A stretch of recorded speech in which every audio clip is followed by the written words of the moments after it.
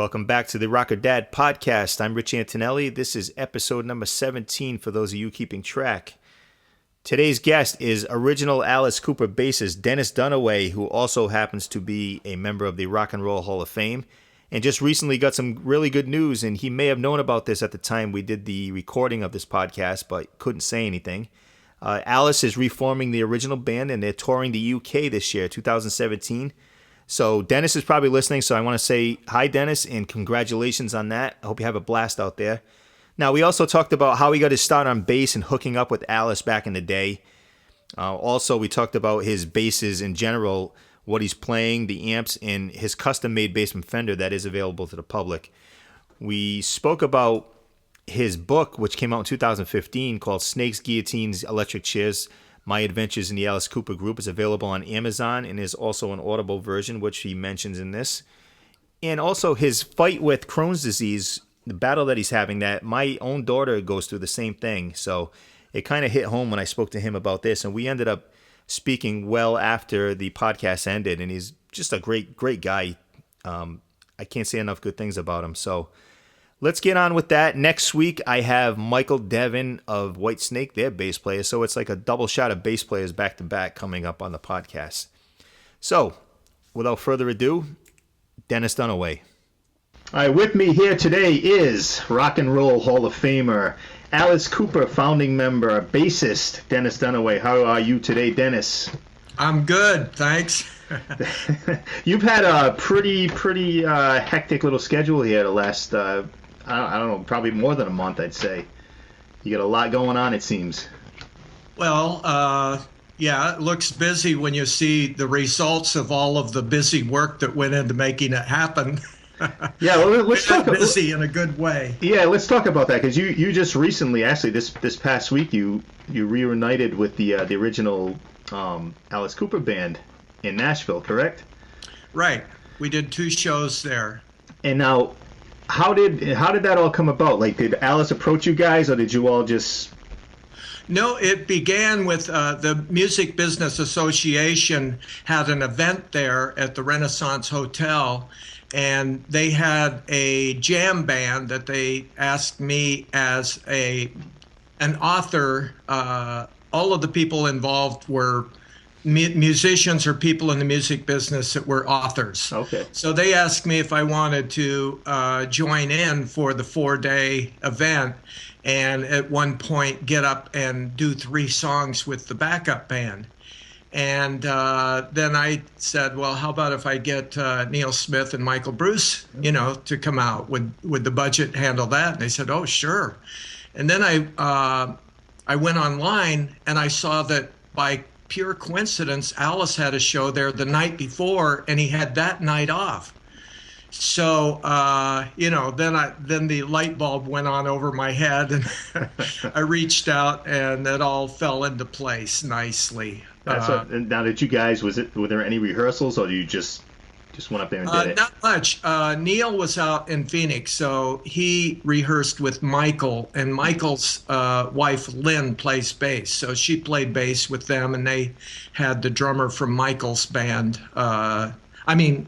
They had other people from Michael's band that would sing and stuff, and Michael would sing. So they worked together, and basically I sat at home on the couch watching TV and playing bass. I played these songs all the time anyway. So you play them in your sleep. And then when we got to Nashville, we did an acoustic rehearsal in the dressing room so that Ryan Roxy, who played Glenn Buxton's parts, so that they could work out the guitar parts, because with Alice, Ryan plays some of Michael's parts.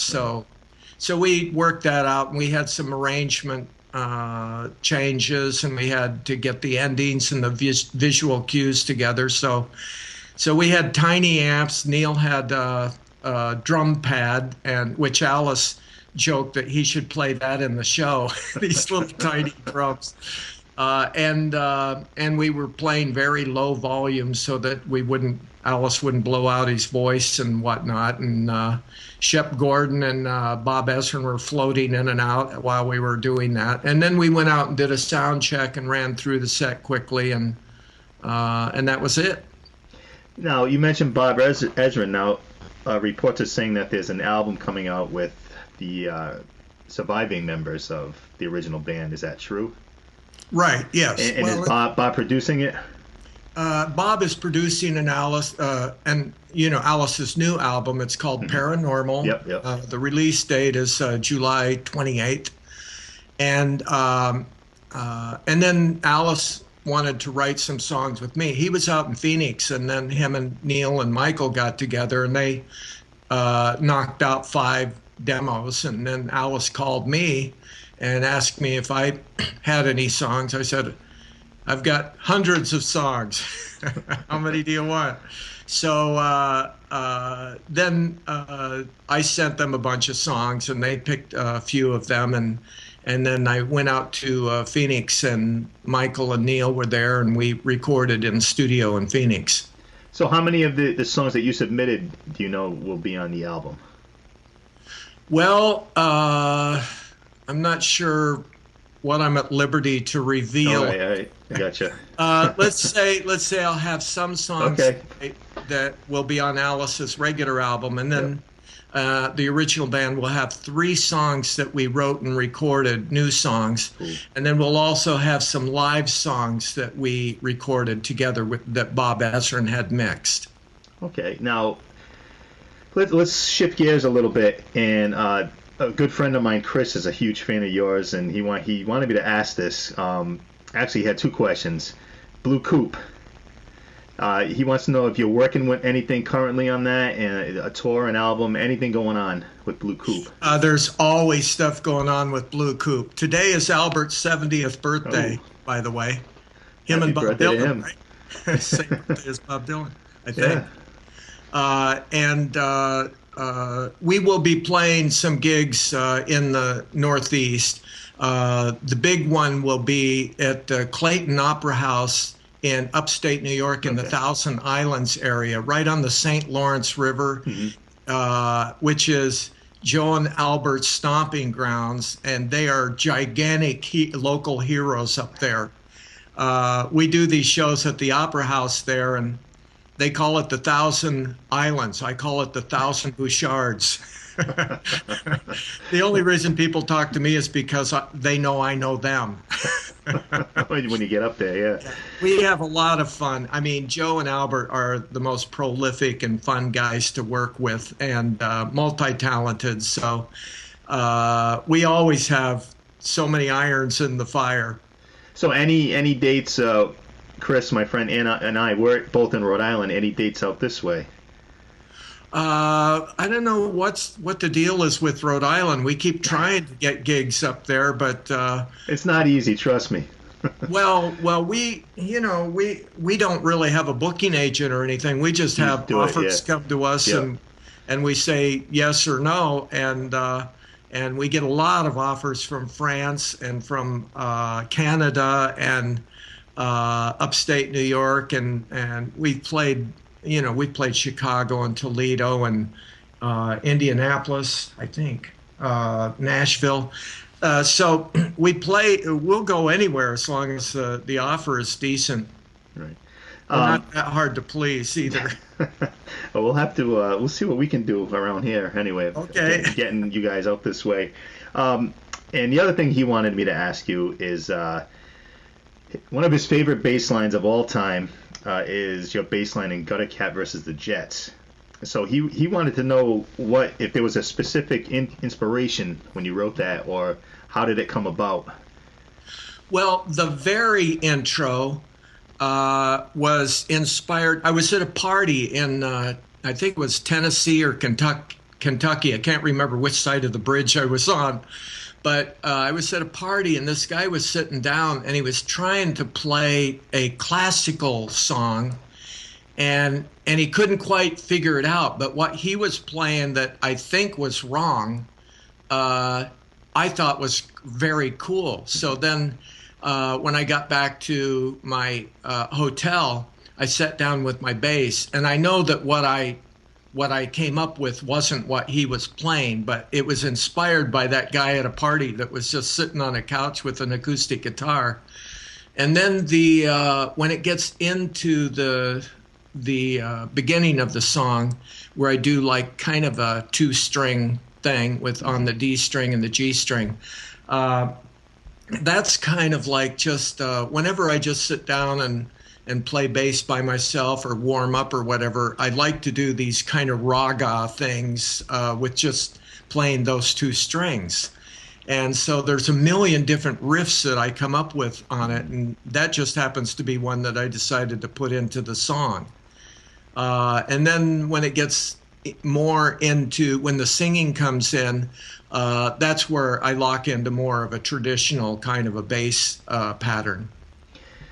Yeah, he's going to be happy to hear this. So he was the one that actually told me, he goes, you got to reach out to Dennis Dunaway. You reach out to him. He'd be great for your podcast. So I'm glad he did.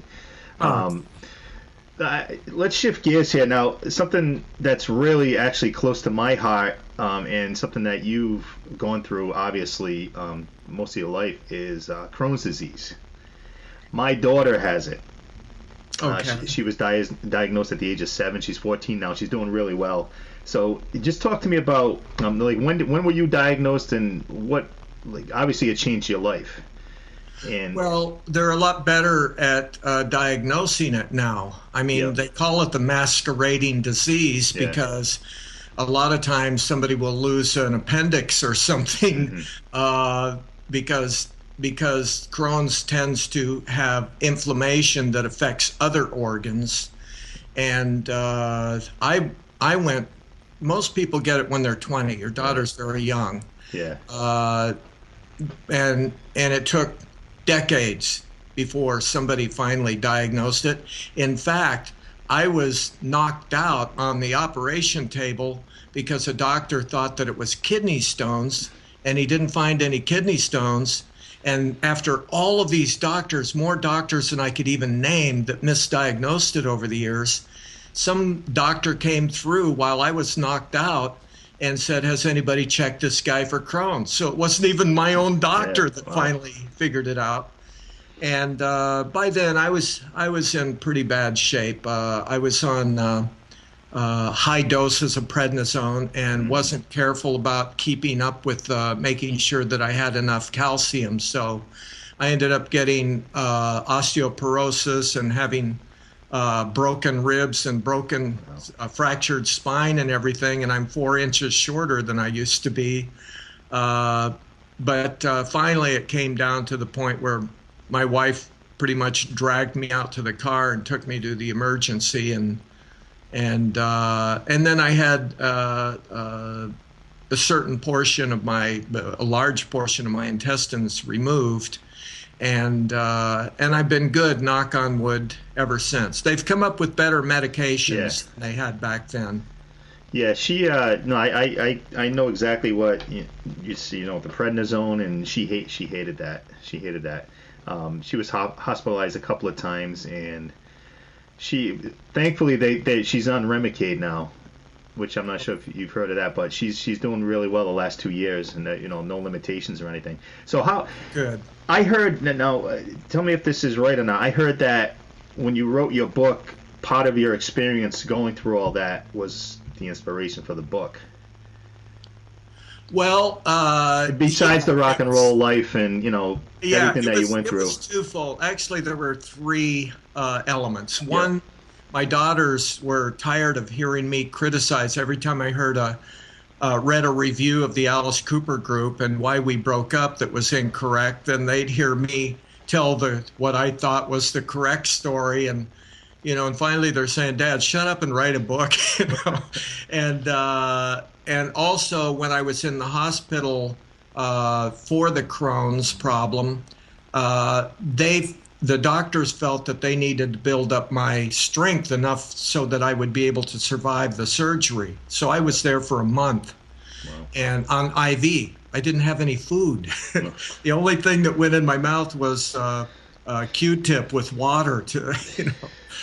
So anyway, all of this snail mail was coming in. This was in 1997, spring. And all of this snail mail came in from all over the world, and I'm thinking, wow, people do remember me. And so then in my head, I kind of decided that how can I kick the bucket if I'm writing a book? So I decided, okay, I'm going to write a book, and I just started, jotting ideas down, and it took 18 years until I actually had a book in my hand. Yeah, it was in 2015 it came out, right? Around there? Right. Yeah. Actually, the 2-year anniversary is coming up. It was June cool. 9th. Nice. So, yeah, a lot of that was me finding a book deal of somebody that wasn't saying, oh, this book, you can't have all these other guys in it. Your book has to be about Alice. I'm like, well, there's plenty of books out there about Alice. This is about Alice Cooper, the group. So I got pretty frustrated. I started to think I was going to have to self-publish, and I started posting on Facebook. I'm looking for a publisher, and a fan, Derek Walton is his name, sent me a message and said, hey, my girlfriend is a publicist with HarperCollins. Sharon Rosenblum is her name. And she, and let her read your manuscript, and maybe she can give you some guidance. And she loved it. I think he had her in a headlock, and forced her to be an Alice Cooper fan, which she even knows the lyrics to Pretty's for You now. But anyway, she turns out to be the most wonderful person for doing books. And she found me an agent, and I landed a deal, and I just found out today that it's going to go to paperback next spring. So it's been quite a ride. I mean, the literary circles, especially in New York City, it reminds me of the music business when it was all, viable in the golden age. And so all of a sudden I'm part of this club that I feel not worthy. I'll meet somebody, oh, yeah, I wrote a book about Abraham Lincoln. And I'm like, well, I wrote about throwing chickens at an audience. But still, we're both authors. So my wife and I traveled all over. The Rock and Roll Hall of Fame hosted a wonderful event. The Strand, which is the oldest bookstore in New York City. Yep. Baton Rouge, Miami, all kinds of places, and it's still doing well. You even have don't you have an audio version with you actually reading it? Yeah. That's cool. It's easy to find. It's on Amazon. Yep. Audible.com is the company, and I wanted to get somebody to read it, because I can tell stories off the cuff, but as far as reading, I sound different. I'm not the greatest, out loud reader. And no, they forced me into the studio. It was from 9:30 in the morning until 4:30 in the afternoon without a lunch break. Wow. So, and that's not like, you can't move around much. You have to stay right to get the mic in the right spot. Yeah, it was the hardest recording session I ever did. Reading a book. But it's so rewarding. People come up and tell me about that they read the book, and all of a sudden you can tell they feel like they're friends. They have this friendly insight. But then I meet people who are blind, that heard the audiobook, that are telling me how wonderful this is, that they got a chance to hear the story. So it's very, very rewarding. But, meanwhile, my bass is going, hey, what about me? So, well, you're back. Let's get back to the bass now. When you got into playing bass, were you self-taught? Did you take lessons? Is kind of something you fell into, like you wanted to be a guitar player, like some guys, and they end up falling to the bass, or vice, vice versa? No. What happened is I decided that I had to be in a band. In 1963, I saw Dwayne Eddy and the Rebels do some songs between a double feature movie. They came out and played some songs. I said, that's what I want to do. And that's around the time that I met Alice. He was, I think, 15 and I was 16. But so I told him, we got to start a band. Well, we had all kinds of ideas like that. But then when the Beatles hit, then, okay, we definitely have to start a band. So we started a band before I even had any clue what I wanted to play. Honest. That's Yeah, more. so That's a lot of people are tracked the same down, way. Yeah. yeah, we tracked down Glenn Buxton, who played guitar, and he seemed like a tough guy. We were like not sure about this guy, and as it turned out, he was just really happy that he would get a chance to play guitar. And so Alice could remember lyrics, and Alice couldn't keep track of any of his belongings. So we thought, well, maybe he should be a singer. Then he can't, forget to bring his instrument. So anyway, this other guy that was on our cross country team, Alice and I were in art class, we were in journalism, and we ran long distance cross country. And this other guy decided he would be the drummer. So what was left, and also Glenn had another friend that played guitar that knew a lot of chords, and he could get beer. So he was in, and what was left, bass. So I went to Oregon and worked on my grandfather's farm and got the money to buy a bass. And then Glenn Buxton and I went down to Montgomery Ward's and bought this beginner's bass. And then I would go over to Glenn's house and we'd put the needle down on a record, and he would say, okay, that's a G note, that's an A note, and then I started picking out blues patterns, mostly from Bill Wyman. The Stones had hit by then, and so blues roots is really where I started, but I'm totally unschooled. I have this very unorthodox playing style that is, I wouldn't want to teach somebody else to play the way I do. And because I always knew that I didn't play properly, I always had this overcompensation feeling, that I had to go the extra yard to make up for it. It's funny that you sound exactly like me as far as playing goes. I'm self-taught on guitar, and I know I don't play right. Like I don't have the right fingering, nothing. But I can make things sound, like this, cheat in a way. So I can make it, if I'm playing a cover song, I can make it sound like I'm actually playing the right thing when I'm probably not. Well, Shango Reinhardt had no problem. He was missing a finger or two. So and I do think sometimes, if I had lessons that showed me how to, do patterns like everybody else, schooled patterns, I may have fallen into bass parts that were more recognizable, as what other people did. Yeah, but you have your own style. And I think that makes you stand out, from everybody else. Well, my biggest inspiration was Paul Samuel Smith of the Yardbirds. Mm-hmm. Everybody's going, wow, those guitar players. Well, that guy was just as innovative on bass. Yeah. He was just overshadowed. and that was also blues roots. So that was our inspiration, and that was my inspiration. It wasn't so much I wanted to copy his licks. It was more like I just saw that he could do anything that he wanted to do on a song, and it would vary from song to song.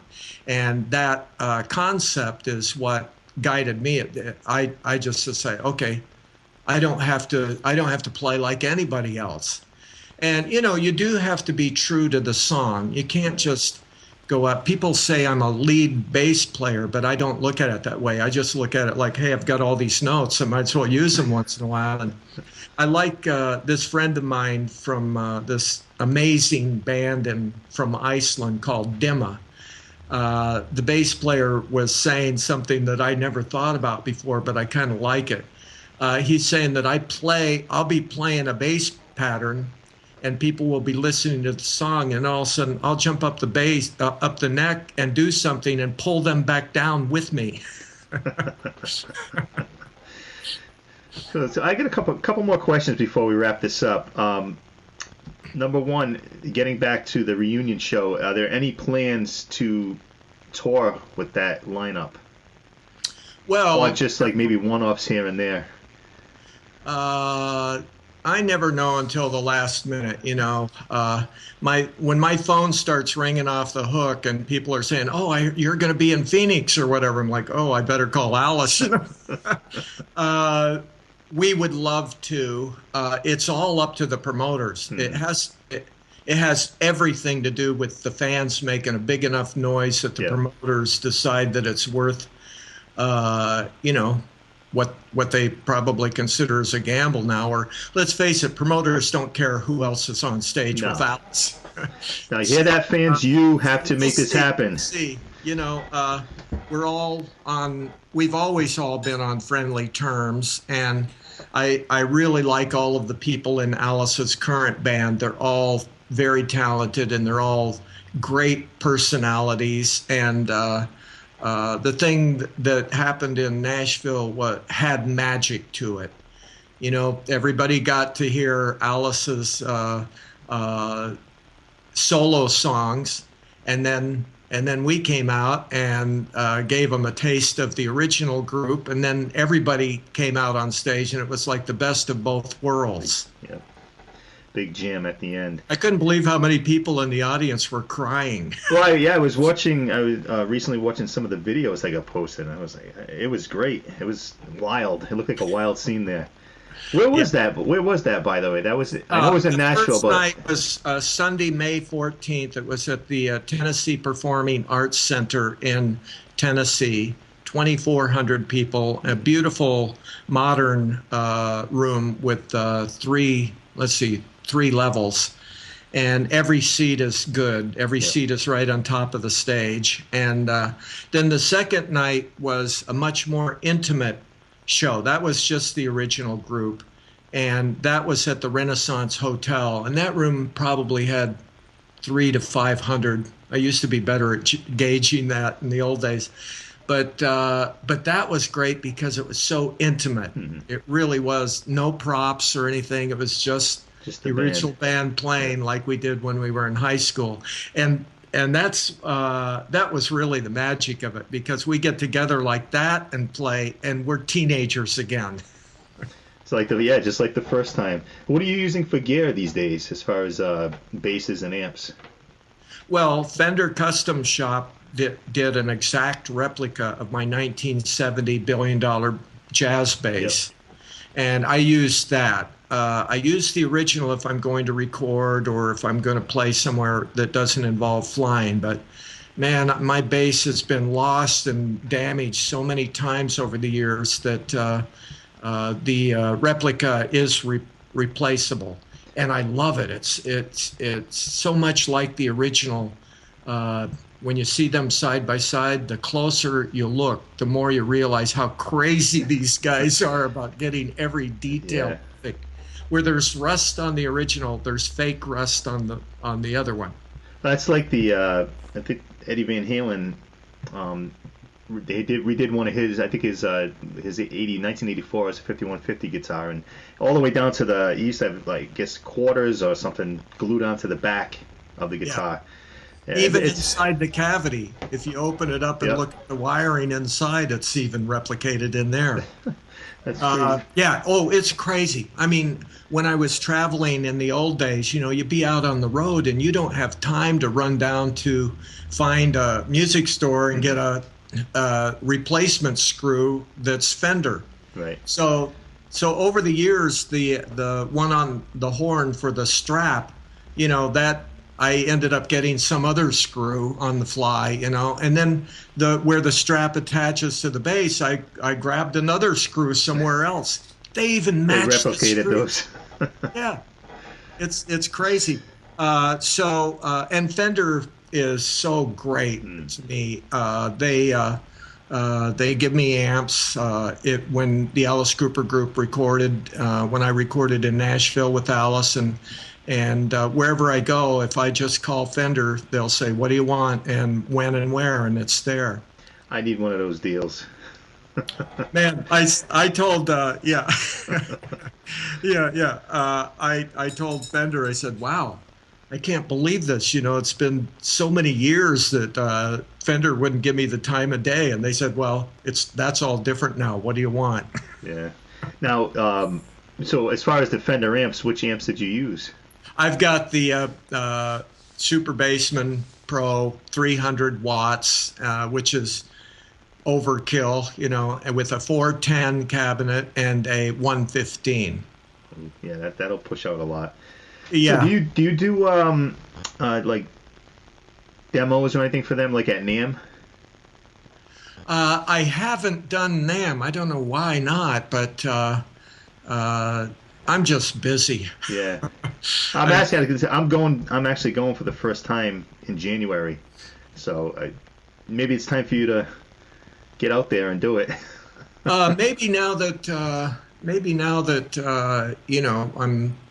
Well, I don't know. I've got a lot of irons in the fire. We'll see. Yeah, I should go out there. But everybody I know goes out there and does that show. Joe Bouchard, who's from Blue Oyster Cult, Blue Coupe, he played bass with them, of course. Yep. So I play his bass parts with Blue Coupe. But anyway, we went to a bass big convention thing in New York City once, and we couldn't figure out where it was, and then we're talking where, I don't know, blah blah blah, and then when we were quiet, we could hear this rumble far away, and we just follow the sound. Followed it, and when we got in the room, there must have been 100 bass players playing all at the same time. Now, is the bass that they did for you, is that available to purchase, or is it just they just did it for you? Is okay. Yeah, you can just go to Fender.com and you can track it down. Dennis Dunaway, $1 billion jazz bass. $1 billion jazz. Cool. All right, Dennis. So thanks so much for the time today. Okay, Rich. A lot of really cool, interesting news. I hope you do get to hit the road with Alice. I know a lot of people, like you said before, the fans out there have to cause a ruckus about that to get you out there. Well, it's been a big buzz still going. It sounds like, yeah. That's a good sign. Yeah, so let's hope that keeps up. We'll get your it's DennisDunaway.com is your website.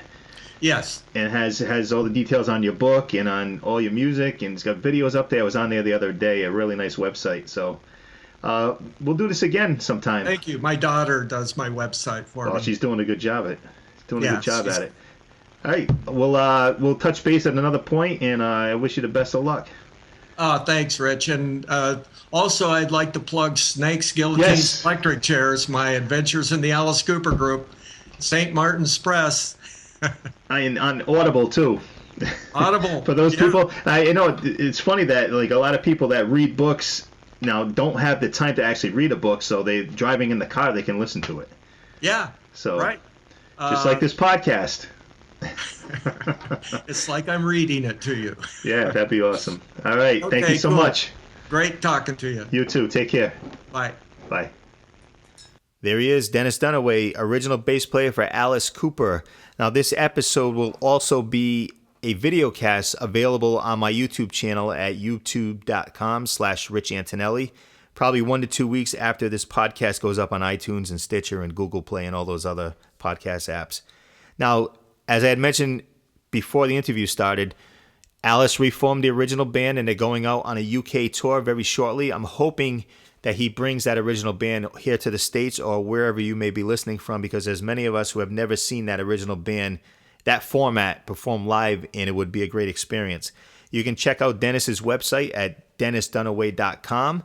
He's got his bio, his music, info about his book. You can contact him. All that stuff is there, DennisDunaway.com.